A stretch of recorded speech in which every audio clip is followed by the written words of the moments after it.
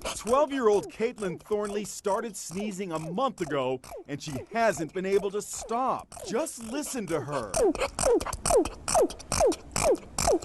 The schoolgirl who lives outside Houston sneezes 12,000 times a day. Sometimes the 7th grader can't complete a sentence. Some kid ends up making fun of me or something like that, and it just gets...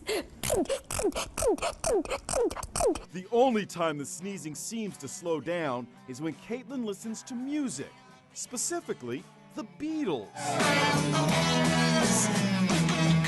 Even in my dreams, I sneeze. For now, it's a medical mystery. Doctors have ruled out allergies or a virus. Until they figure it out, Caitlin can't go to school. We've seen this phenomenon before. Remember this teenager who couldn't stop sneezing? Even at her prom, some kids laughed at her. This teenager also suffered from serial sneezing. This is Lauren Johnson today.